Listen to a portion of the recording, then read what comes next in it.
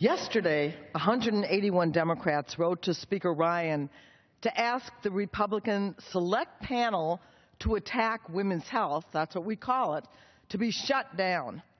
From the outset, this investigation has been a political weapon to punish women, doctors, and scientific researchers, not an objective, fair-minded, fact-based search for the truth. Here are the top 10 reasons to shut down this partisan panel immediately. 1, the Select Panel is a waste of taxpayer money. Republicans are wasting taxpayer dollars chasing inflammatory allegations of anti-abortion extremists. 3 Republican-led House committees, 12 states, and 1 grand jury have already investigated charges that Planned Parenthood was selling fetal tissue for a profit, and none found any evidence of wrongdoing. 2, the Select Panel is an attack on women's rights.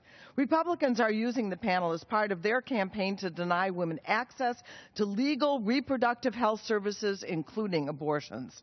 The panel comes at a time when Republicans have voted repeatedly to defund Planned Parenthood, which provides health services to over 3 million American women and men each year, to eliminate family planning services and to restrict access to abortion.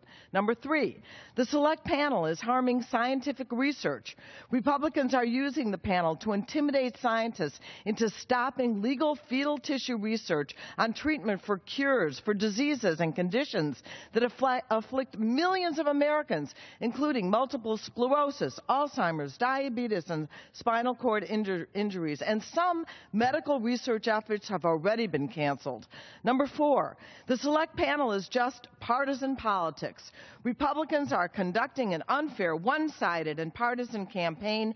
They refuse to put indicted video maker David Daleiden, who made those highly edited tapes against Planned Parenthood, under oath, while issuing subpoenas and demanding sworn testimonies from law-abiding researchers and doctors. Republicans have suppressed facts that contradict their preferred partisan narratives. For example, they refuse to hear directly from tissue procurement companies while publicly accusing them of misconduct based on misleading and inaccurate staff-created exhibits that lack any sourcing or foundational information. Number 5, the Select Panel is a McCarthy-like witch hunt. Mirroring the bullying behavior of Senator Joe McCarthy, Republicans are demanding that universities and clinics name names of their researchers, graduate students, lab technicians, clinic personnel, and doctors.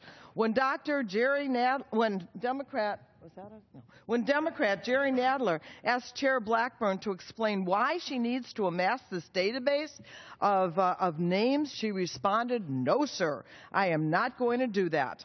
Number 6, the Select Panel threatens innocent lives. Republicans are putting researchers and doctors at risk by publicly naming them as targets of their investigation and creating a database of names. On May 11th, Republicans issued a press release publicly naming a physician who had already been the target and the subject of violence by anti-abortion extremists. That physician was never contacted to voluntarily provide information before he received a subpoena. Number 7, the Select Panel is dangerous. Republicans are refusing to protect confidentiality despite known risk and tragedies, such as the murder of 3 people at the Colorado Springs Planned Parenthood Women's Health Clinic.